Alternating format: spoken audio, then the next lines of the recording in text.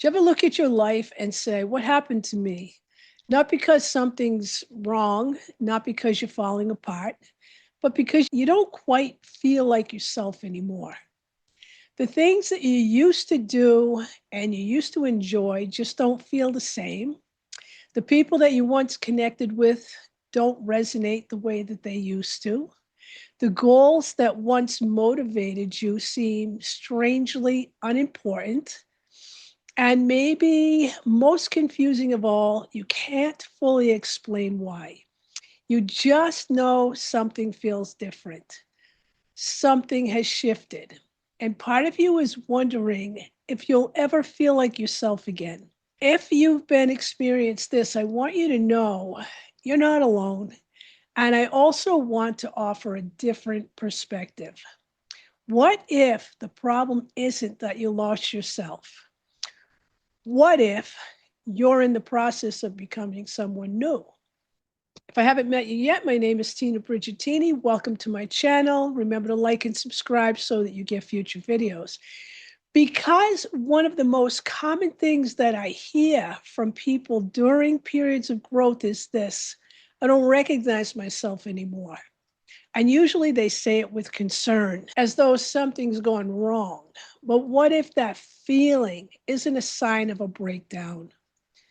What if it's actually a sign of transition? What if the discomfort isn't because you're lost, but because you've outgrown a version of yourself that you can no longer carry forward? So most of us assume that identity is stable. We believe we know who we are, what we like, what matters, how we fit in the world, and then life happens. A loss, a disappointment, a health challenge, a relationship ending, children growing up, a career change, retirement, a spiritual awakening, a period of healing. And suddenly the person we thought we were begins changing. It's not all at once, it's gradual. It happens quietly. And until one day we realize I don't feel like the same person anymore. The problem isn't that we're changing. Human beings are meant to evolve. The challenge is that most of us become attached to familiar versions of ourselves: the helper, the caregiver, the achiever, the strong one, the responsible one, the rescuer, the peacemaker. If you've identified yourself as any of these, feel free to comment down below. I'd love to hear your comments. These identities become comfortable, predictable. They help us understand our place in the world. But eventually, identities stop fitting. And when they do, something interesting happens. The old version starts dissolving before the new version is fully formed. And that's where many people find themselves today. I call this the space between identities. It's one of the most uncomfortable places a person can experience. The old self no longer feels authentic, but the new self hasn't fully emerged. You know what no longer fits, but you're not entirely sure what comes next. And this can feel confusing, lonely, disorienting, and often people mistake this transition for failure. They assume that they're lost, when in reality, they are evolving. And one of the things that I've seen over the years is that every major transition requires an energetic reorganization. The old patterns begin loosening. The old priorities begin shifting. The old ways of relating begin changing. And naturally, this creates discomfort because your energy is no longer organizing around the same things. See, what once felt important no longer carries the same charge. What once felt exciting no longer feels aligned. What once felt meaningful may no longer feel meaningful. And that's not necessarily a problem. It's just information. See, the nervous system doesn't always love change, even positive change, because change introduces uncertainty, and uncertainty often feels uncomfortable. So, this part of you may be excited for growth, and another part of you may feel frightened by it. Part of you may feel ready to move forward, and yet another part wants to hold on to what's familiar.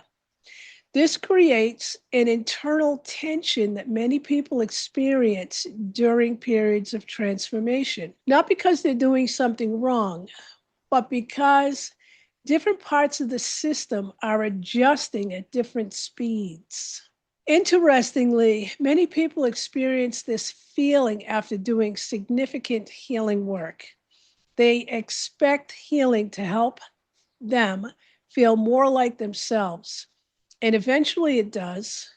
But often there's an intermediate stage, a stage where old identities begin falling away, a stage where old coping mechanisms no longer work, a stage where old relationships begin shifting, and a stage where old motivations begin changing. And during that stage, it's common to feel disconnected from who you thought you were. Now, this is the question I want you to consider. What if you haven't lost yourself? What if you've simply outgrown a version of yourself? What if the discomfort you're feeling isn't evidence of disconnection? What if it's evidence of transformation? Because every meaningful transition involves letting go of something familiar, and familiar often feels safer than new. Instead of asking, how do I get back to who I used to be? Try asking, who am I becoming? And that's a very different question. See, one looks backwards, the other looks forward. One tries to recover the past, and the other becomes curious about the future. And curiosity is far more supportive than resistance. If you've been feeling disconnected from yourself lately, I want you to remember something. Not every season of uncertainty is a sign that you're lost. Sometimes it's a sign that you're changing. Sometimes it's a sign that old identities are making room for something new. Sometimes it's a sign that life is reorganizing in ways that you don't fully understand yet. Trust that process. Stay curious. Give yourself permission to become someone that you haven't met yet. Because growth rarely feels comfortable while it's happening. But often when we look back, we realize it was exactly what we needed. And in our next video, we're going to explore a question that affects nearly everyone at some point in life. Why some relationships change you forever, even long after they're gone. Remember to like and subscribe, ring the bell for notifications so you get the next video coming your way. Many blessings, Tina Brigitini.